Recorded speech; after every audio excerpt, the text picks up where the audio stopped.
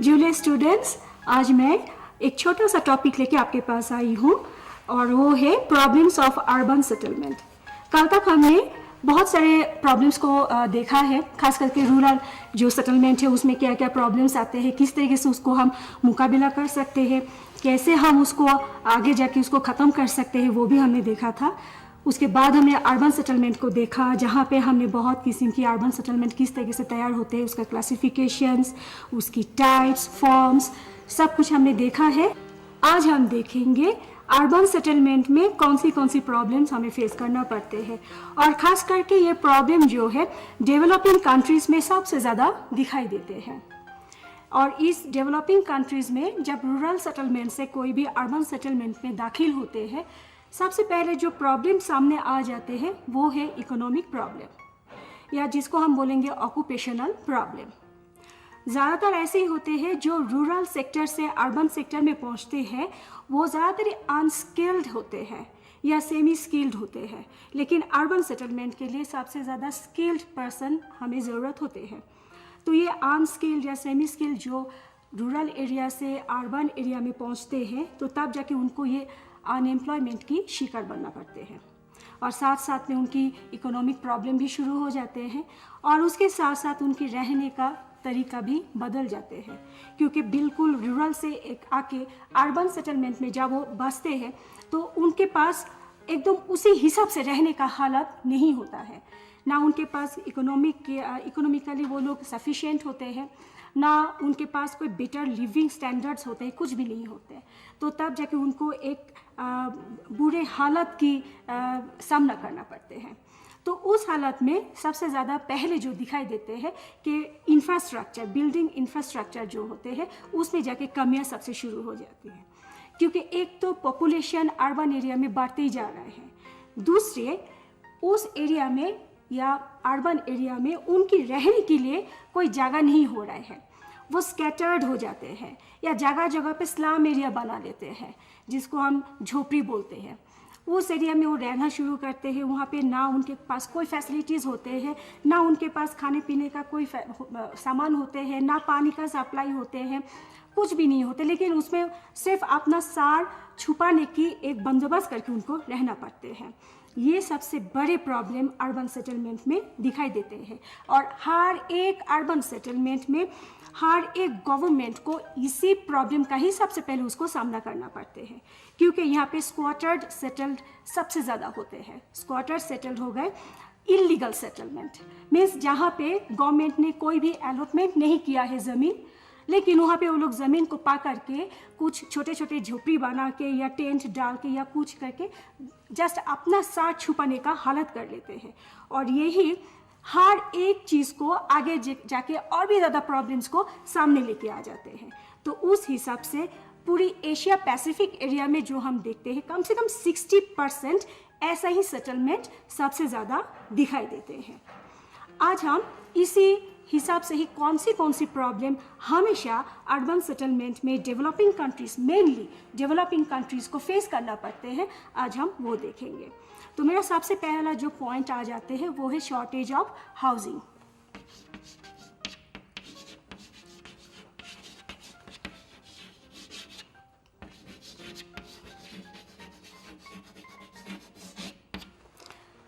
Shortage of housing, जैसे मैंने पहले ही बता दिए हैं कि जब भी हम रूरल से एकदम अर्बन सेक्टर में पहुंच जाते हैं तो सबसे पहले हमें ढूंढना पड़ता है कि हम कहाँ रहेंगे।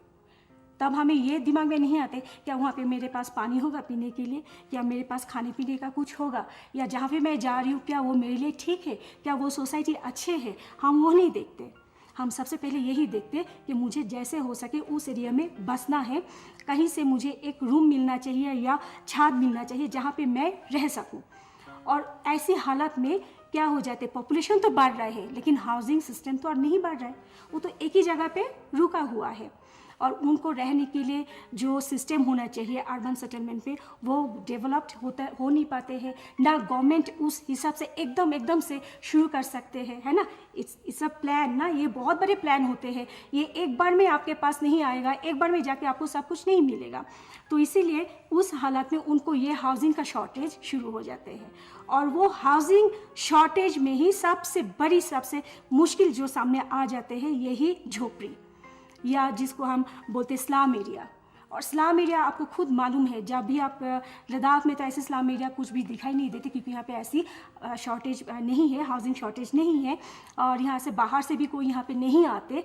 लेकिन अगर आप दूसरे एरिया में चले जाए, या आप श्रीनगर चले जाए, दिल्ली चले जाए, ऐसे अपनी एरिया में ही, इंडिया में ही आसपास में ऐसे में आप चले जाए, कोई भी अर्बन सेक्टर में आप चले जाए, आप सबसे पहले यही देखोगे कि जहाँ पे फैसिलिटीज़ नहीं है, कुछ भी नहीं है, लेकिन उसको रहना है।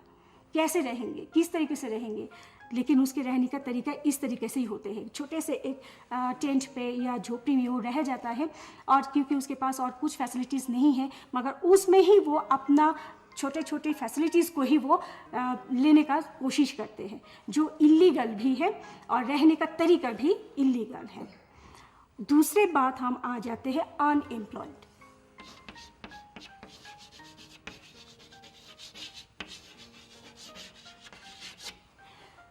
अब ये अनएम्प्लॉयड तो ऑब्वियसली शुरू ही हो जाते जब आप रूरल में आप एक प्राइमरी एक्टिविटीज़ काम कर रहे हैं, और वो प्राइमरी एक्टिविटीज़ काम को आप अचानक छोड़ दिए और आप चले गए अर्बन सेटलमेंट में। अर्बन सेक्टर में जाके आप प्राइमरी एक्टिविटीज़ वहाँ पे आप नहीं कर पाएंगे, आपको वहाँ जाके सेकेंडरी एक्टिविटीज़ या टर्शियरी एक्टिविटीज़ को लेना है। और सेकेंडरी और टर्शियरी एक्टिविटीज़ को जब आप लेने में जा रहे हैं, अगर आप एक स्किल्ड लेबर नहीं है, उस हालत में आपको उस एरिया में कोई भी काम मिलना मुश्किल होगा, क्योंकि कोई भी अर्बन सेक्टर में जो टर्शियरी या सेकेंडरी एक्टिविटीज़ जो होते हैं उसमें सबसे ज़्यादा स्किल्ड पर्सन की ज़रूरत होते हैं। तो अनस्किल्ड पर्सन जब भी अर्बन सेक्टर में पहुंचेंगे तो उनके लिए एकदम से उसी समय पे कोई भी काम नहीं मिलेगा, और जब काम नहीं मिलेगा तो इस तरीके से पॉपुलेशन तो बढ़ते ही जा रहा है अर्बन सेक्टर में, लेकिन उनके पास कोई एम्प्लॉयमेंट नहीं है। वो लोग ऐसे ही बैठे हुए हैं, या कहीं भी जा रहा है, कुछ भी छोटे मोटे काम मिल रहा है वो फटाफट काम कर रहे हैं। थोड़ा बहुत उस दिन के लिए उसका इनकम तो ज़रूर हो जाता है, लेकिन एक मंथली इनकम जो है वो उनके पास नहीं होते हैं। जब नहीं होते हैं तो उनकी प्रॉब्लम और भी आगे जाके बढ़ जाते हैं, क्योंकि उनके पास तो ये मंथली इनकम भी नहीं है, एक तो अनएम्प्लॉयड है, एक तो अनस्किल्ड लेबर है।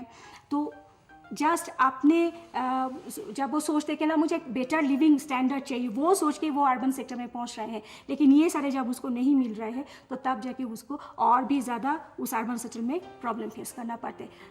एक बंदा की वजह से पूरी अर्बन सेक्टर में यही सारे प्रॉब्लम शुरू हो जाते हैं, ये ख्याल करना बहुत ज़रूरी है। उसके बाद मैं आ जाऊंगी और एक टॉपिक पे, और वो है all kind of facilities.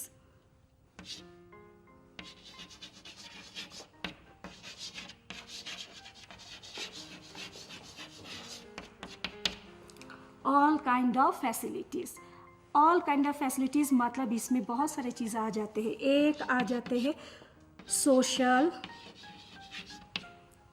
Cultural, health, education,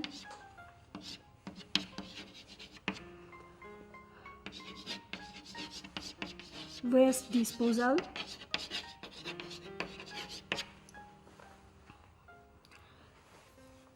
ये जो है ऑल काइंड ऑफ फैसिलिटीज़, इसमें मैं सिर्फ आपको social, cultural, health, education, waste disposal दिखा रही हूँ। उसमें मैं और एक जोड़ कर दूँगी, वो है वाटर सप्लाई, खास करके जो ड्रिंकिंग वाटर जो सप्लाई होते हैं।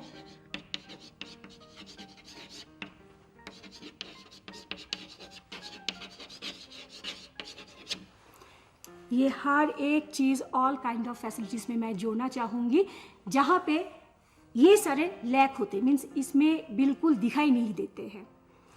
मैं अब ये बताना चाहूँगी कि जब भी हम एक जगह पे हम रहते हैं, आप एक घर में आप अभी हो और उस घर में आपके पास सब कुछ है, जैसा जो भी आपको चाहिए, जैसा आपको चाहिए आपको वो सारे सब कुछ मिल जा रहे हैं।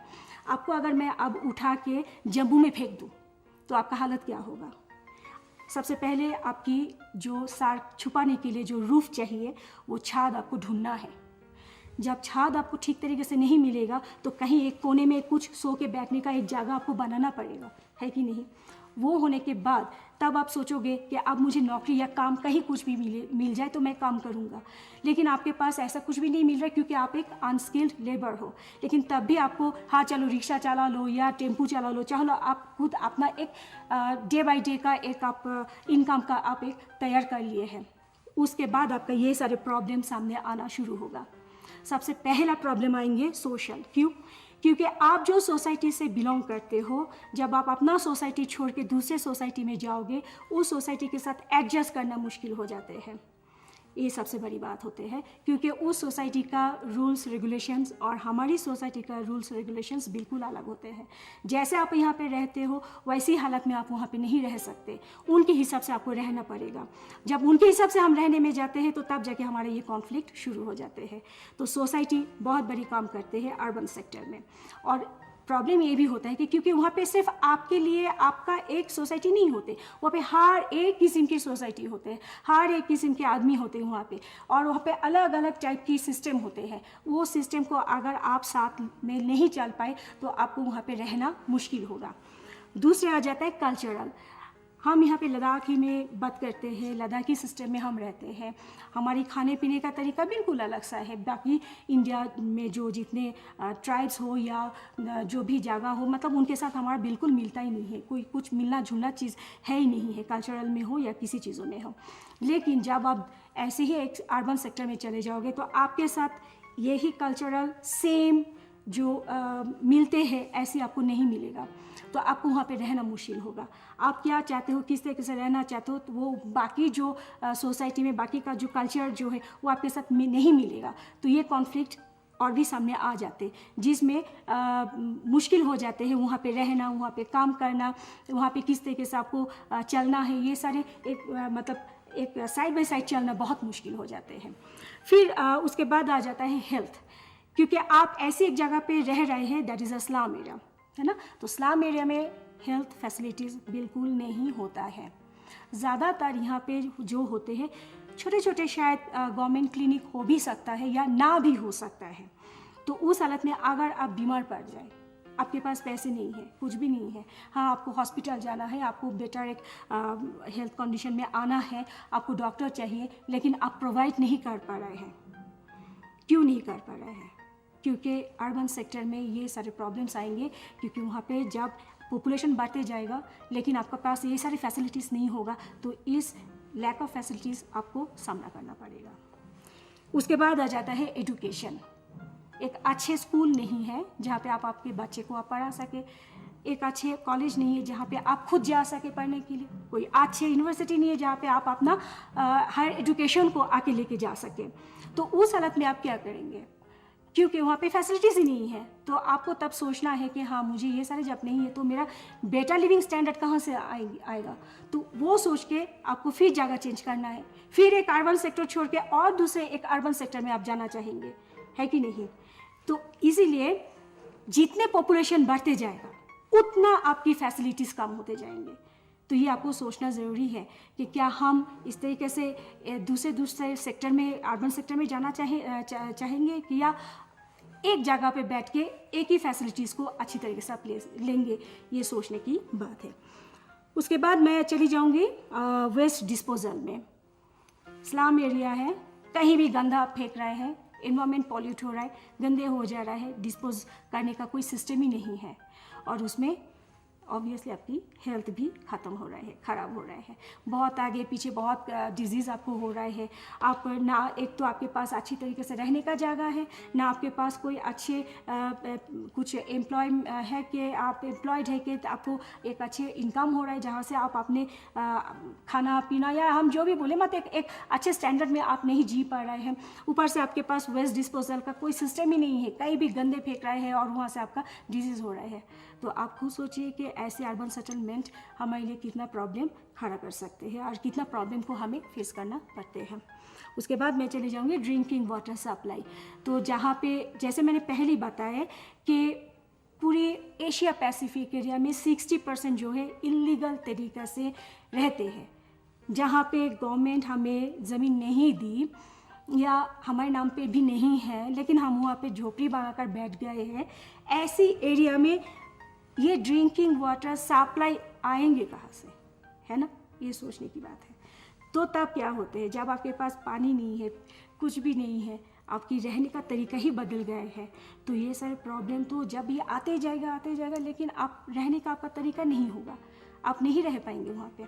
ये सारे प्रॉब्लम सिर्फ दिखाई देते हैं हर एक डेवलपिंग कंट्रीज़ में। इसीलिए हमें इस प्रॉब्लम को थोड़ा दूर करना है, लेकिन हम दूर करेंगे कैसे, किस तरीके से, उसका भी आंसर मैं ये कंप्लीट होने के बाद आपको मैं बताऊंगी। मेरा लास्ट जो टॉपिक आ जाता है वो है पॉल्यूशन।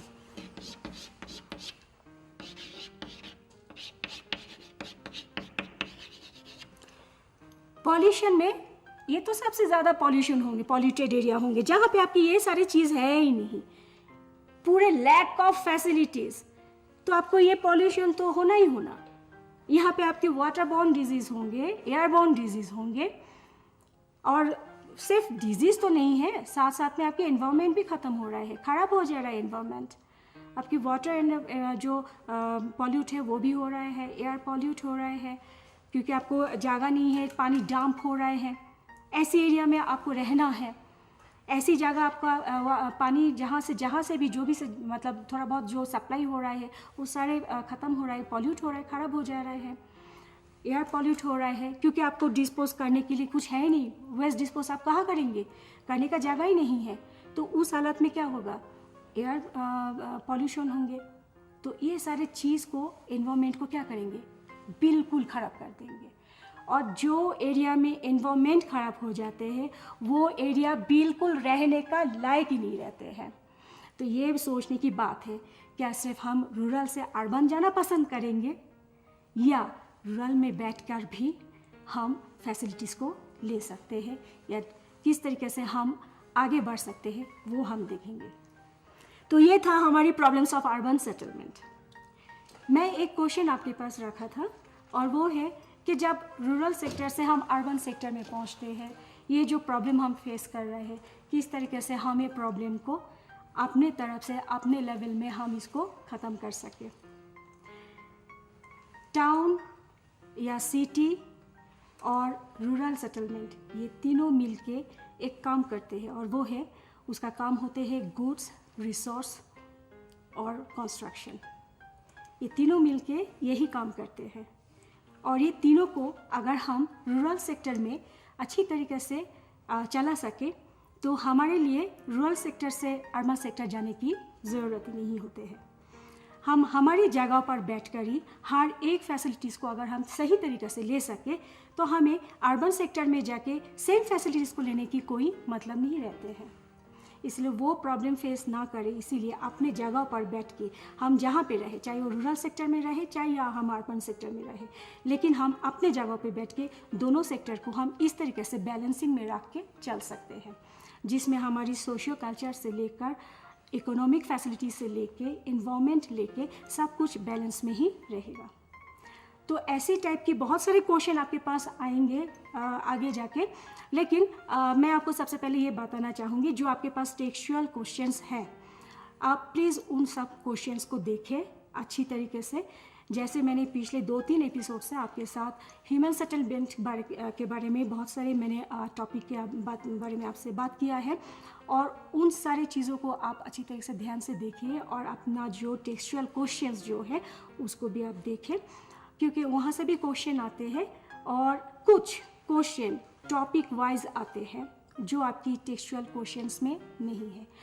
तो आज मैं वही कुछ क्वेश्चन आपके पास लेके आई हूँ और साथ साथ में हम वो क्वेश्चन को सॉल्व भी करेंगे। आपको कैसे लिखना है, किस तरीके से लिखना है, ये मैं आपको बताऊंगी, क्योंकि ये जो क्वेश्चन मैं यहाँ पे मैं बोर्ड पे लिखी हूँ, ये क्वेश्चंस जो है नॉर्मली पिछले 5-6 सालों से रिपीटेड क्वेश्चंस हो रहे हैं। उससे पहले भी करीब 2010-11 साल में भी ऐसी बहुत सारे क्वेश्चन हैं यहाँ पे मैंने लिखा है जो आ चुके हैं। तो इसको आप अच्छे ध्यान से देखिए, क्योंकि टॉपिक वाइज एक क्वेश्चन है, ये आपकी टेक्सचुअल क्वेश्चंस नहीं है। लेकिन मैं ये भी बार बार बताऊंगी, टेक्सचुअल क्वेश्चंस भी आपको पढ़ना है। तो उसी हिसाब से मैं यहाँ पे कुछ क्वेश्चन आपके पास लेके आई हूँ कि ह्यूमन सेटलमेंट की जो यूनिट आपके पास है, यूनिट 4 ह्यूमन ज्योग्राफी में, उसमें किस तरीके के क्वेश्चन होते हैं और आपको कैसे इसको सॉल्व करना है ऑन स्पॉट एग्जाम टाइम। तो मेरे पास सबसे पहला जो क्वेश्चन है, ये बहुत ही common question, how would you define a settlement. आप कैसे सेटलमेंट को डिफाइन करेंगे। हमने पहले ही बता दिया कि ह्यूमन सेटलमेंट क्या है, आपको वही आंसर आपको एक्चुअली लिखना है कि ह्यूमन सेटलमेंट कब शुरू हुआ, कैसे शुरू हुआ और किस वजह से शुरू हुआ था, ये आपको लिखना है। और इस तरीके से सेटलमेंट मेनली ये प्राइमरी एक्टिविटीज़ के दौरान ही सेटलमेंट शुरू हुआ था, ये आपको ज़रूर उसमें इंडिकेट करना है। सेकेंड आपके पास एक क्वेश्चन है, distinguish between town and city, village and town, administrative town and cultural town. तो ये एक क्वेश्चन है टाउन एंड सिटी, ये दूसरे विलेज एंड टाउन, और ये तीसरा administrative town and cultural town. ये जो क्वेश्चन आप देख रहे हो बेटा, ये नॉर्मली 2 मार्क का जो क्वेश्चन होते हैं उसमें ये आ जाते हैं, ये भी 2 मार्क क्वेश्चन के लिए आ जाते हैं। लेकिन ये इसके साथ कुछ एक्स्ट्रा एक क्वेश्चन डाल के वो शायद 5 मार्क्स का क्वेश्चन हो सकता है, ना भी हो सकता है, डिपेंड होते हैं। तो ये जो है डिस्टिंग्विश करना है आपकी टाउन और सिटी में।